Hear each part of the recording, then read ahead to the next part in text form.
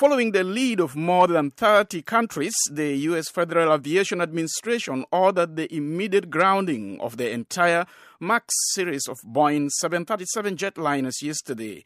VOA's White House Bureau Chief Steve Herman has more from Washington.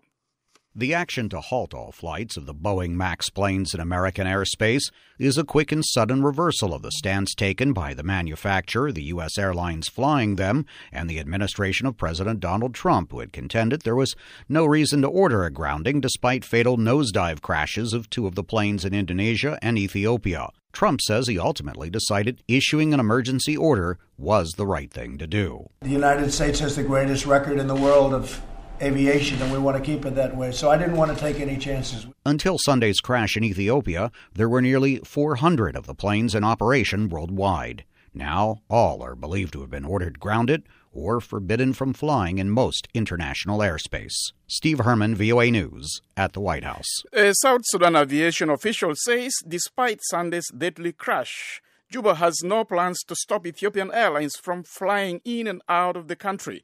Winnie Chirino has more for VOA from Juba. China, Indonesia, Singapore, Australia, Ethiopia, and now the U.S. have grounded all Boeing 737 MAX 8 aircraft, while a number of airlines are carrying out additional safety measures in wake of the deadly crash near Addis Ababa. Kur Kwal, General Manager of Juba International Airport, says Juba remains committed to welcoming Ethiopian Airlines flying its planes in and out of Juba International Airport. He says the Boeing 737 MAX 8 has never touched down in South Sudan. This type of the aircrafts never land in Juba here. Have been flying to either Europe and other countries in Africa. We have our planes who are coming to Juba here. And we don't have any plan that to prevent all the Ethiopian planes that were flying to South Sudan not to come to South Sudan. Kwal says Ethiopian Airlines typically flies smaller planes like Boeing 737-400s and Boeing 737Q-400s into and out of Juba International Airport.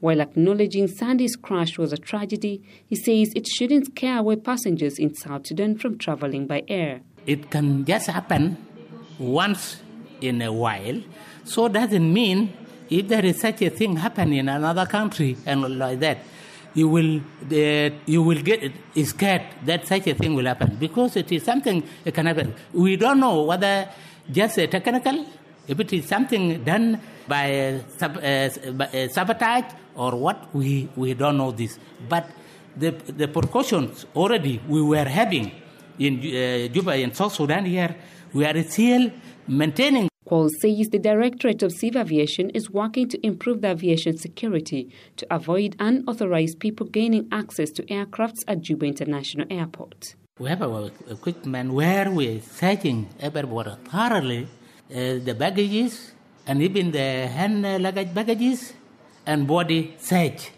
is there. And also the same, when the plane landed, there is a staff of the company who are taking care. There are no somebody who is not a stranger that can go to the plane, near the plane, and go without anything that is doing there. Matela Viola, a passenger traveling to Uganda on Ethiopian Airline Flight 356, says she is desperate to know what caused Sunday's crash. She says she usually travels by air and won't let the crash discourage her from using planes. I'm not scared of using air transport after the Ethiopian air crash, because still they are much better and it's not always guaranteed that an accident will happen.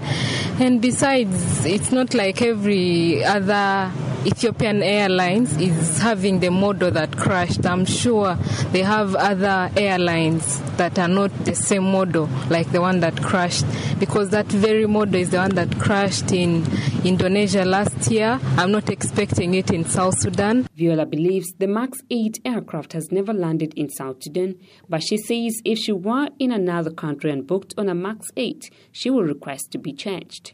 Kwal says airport personnel will continue to be vigilant at Juba International Airport as investigators probe the cause of Sunday's crash. One Sudanese was among the 157 people who died in the accident. no South Sudanese were on board Flight 302. For VOA News, I am Winnie Serino in Juba.